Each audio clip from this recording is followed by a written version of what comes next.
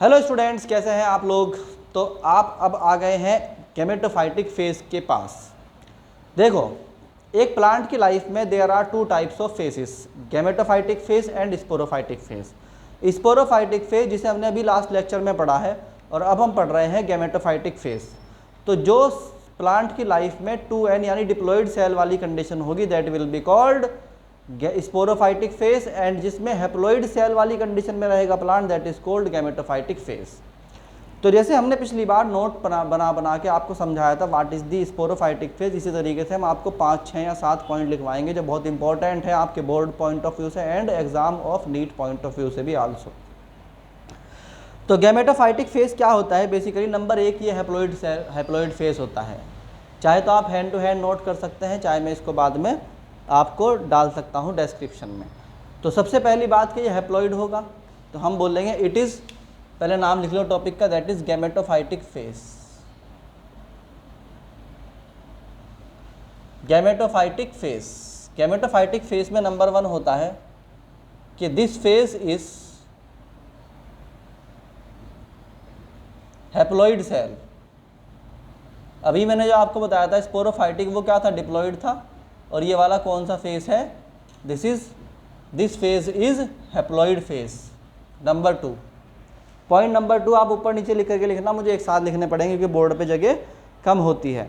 दूसरी बात यह है कि ये बहुत ही छोटा सा पार्ट होता है किसी भी एंजियोस्पर्म के अंदर, ये बहुत बड़ा पार्ट नहीं होता है। तो हम कहते हैं it is very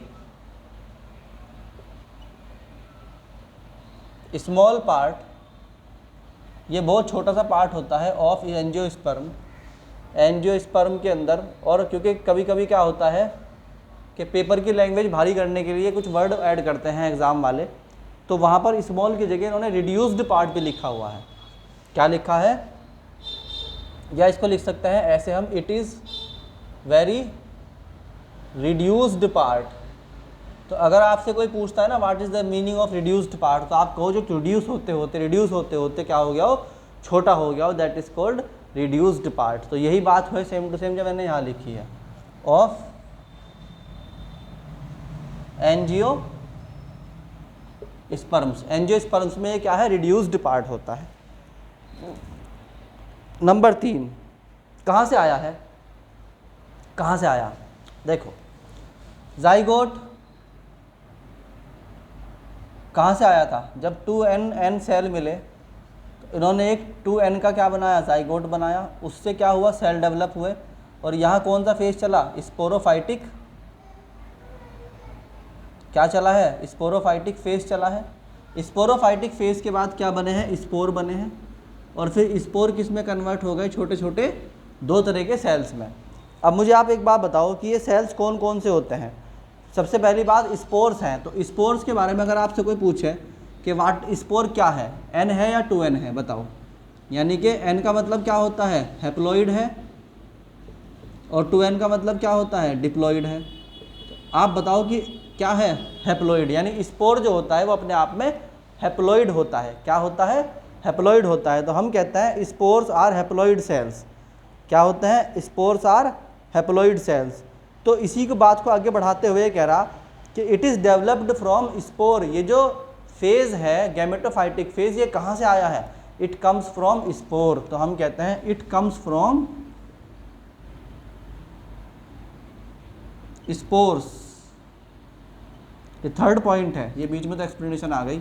it comes from spores, पहली बात ये आएगी, इट कम्स फ्रॉम स्पोर्स। और स्पोर्स क्या है, हैप्लॉइड स्ट्रक्चर है। इस बात को याद रखना, क्या है, हैप्लॉइड स्ट्रक्चर है। तो हम कह सकते हैं कि स्पोर क्या है, स्पोर क्या है। तो स्पोर के बारे में पहली बात यह है कि स्पोर है हैप्लॉइड स्ट्रक्चर। दूसरी बात, जैसे कि स्पोरोफाइटिक फेज में जाइगोट था फर्स्ट सेल ऑफ दी, यानी first structure of the sporophytic phase, इसी तरीके से स्पोर जो होता है वो गैमेटोफाइटिक फेज का पहला सेल होता है। तो हम कहते हैं कि spore is the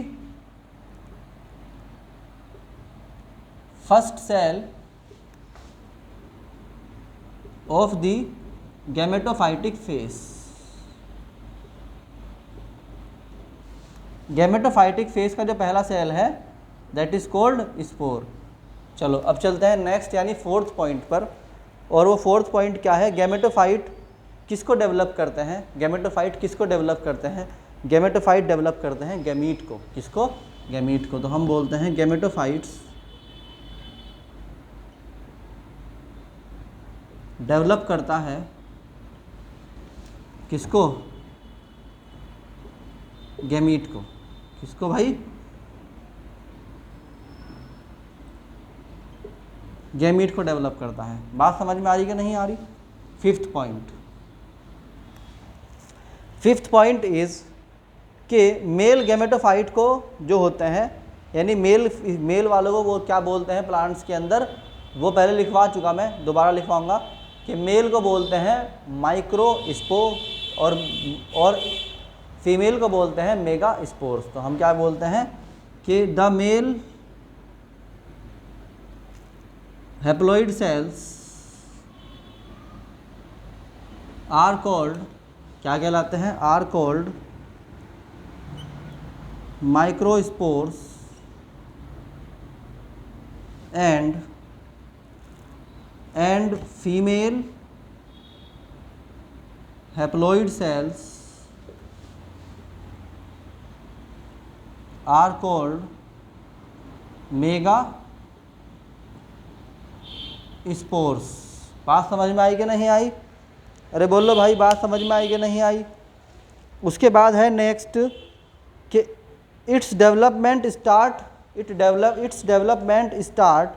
with the microspore or with anther and get completed only when it is transfer to stigma of the flower.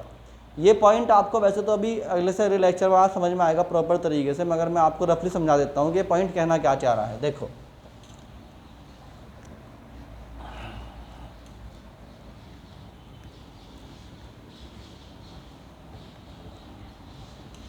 कि इसके डेवलपमेंट की स्टार्ट कहाँ से होता है, यानी गैमेटोफाइट का डेवलपमेंट स्टार्ट जो है कम्प्लीटली वो होता कहाँ है से, फ्लावर के अंदर।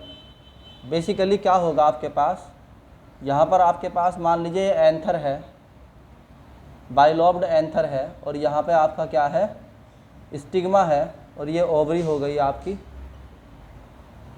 स्टिग्मा कहते हैं इस प्लेटफॉर्म को जहाँ पर आगे टिकता है पोलन ग्रेन। तो पोलन ग्रेन जब यहाँ पे आया और यहाँ से आने के बाद यहाँ ट्रांसफ़र होता है, और यहाँ आगे क्या होता है, इसका कंप्लीशन होता है। क्या होता है, कंप्लीशन होता है। तो हम कह सकते हैं it start from anther and complete in, और कंप्लीट कहाँ होता है, कंप्लीट हो जाता है इन किसमें, ovary, and come to ovary through stigma. किसके थ्रू आता है ये, स्टिग्मा के थ्रू आता है। बात समझ में आई कि नहीं आई। अब समझो बात को कि अभी जो है सिर्फ इतनी बातें थी मोटी मोटी।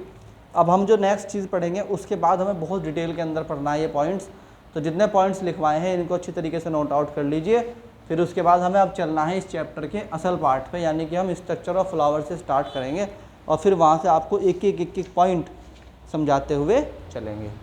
Thank you.